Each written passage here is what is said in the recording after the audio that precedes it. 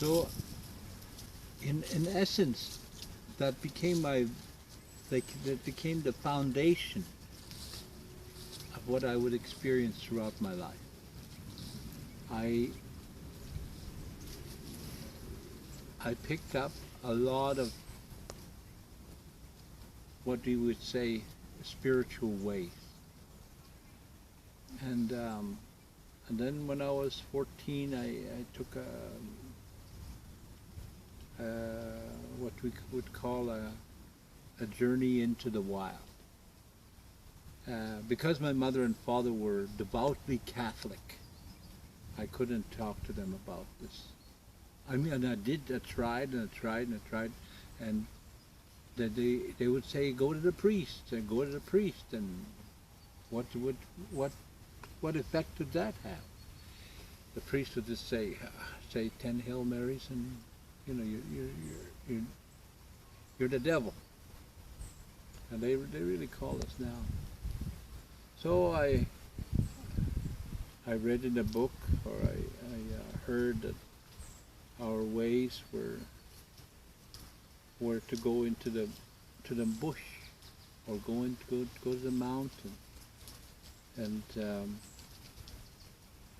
I took a backpack and I took my rifle and I went into the bush. I walked a long ways, and I seen this along the river. I seen this deer was stuck in the ice, and I had to do something with you know, there was coyotes and stuff were around it, and so I took a rope that I had, and I roped its horns, and I started trying to pull him out of the river. But he was thrashing so much I couldn't pull him out of the river. And so I finally had to take my rifle out and shoot him. And this experience, this very experience, was enough to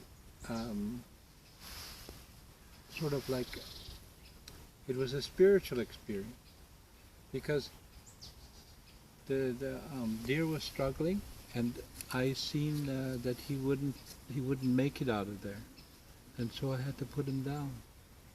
It was then I went back home. It was the end of my journey. That was what I'd seen, the struggle between life, what life can do for you. And then I it never came to me again to do a vision quest. So when I was 17 or 18, I did another vision quest, and it was a very, very difficult one. I got hooked on LSD, and I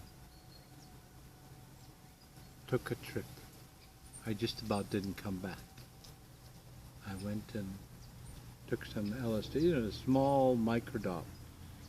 You can't get very, very high on this. It's just a small little pill. I was supposed to only take half, and here I took the whole thing. And I went on a trip, and I looked how everything melted. Everything was just so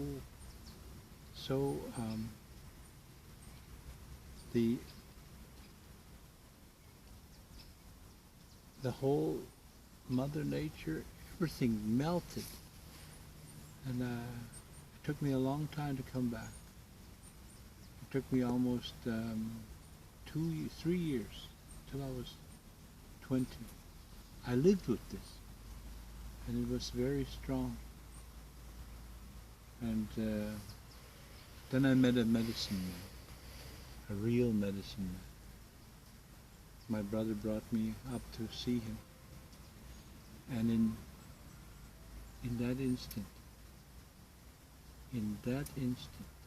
5 minutes it took for him to heal me.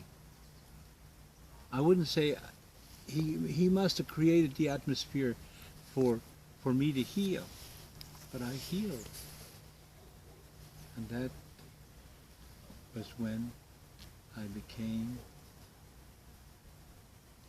I would say, an apprentice to this medicine man.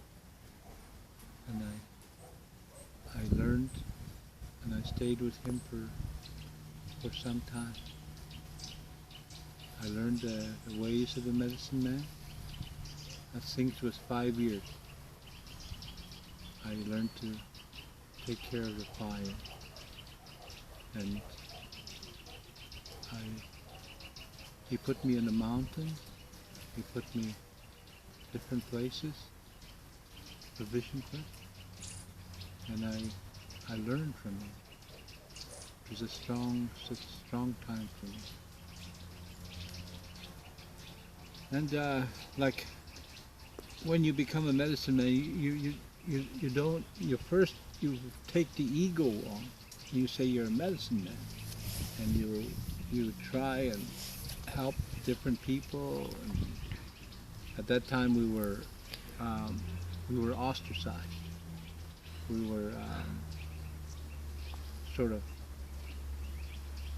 what are you doing? Why are you doing it? And the people, you know, I was very young.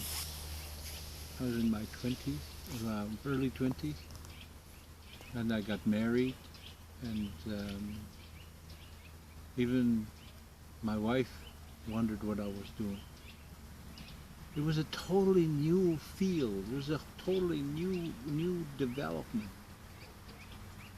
But it was an old way. It was the old way, trying to get trying to get it back. And I became the medicine man and tried to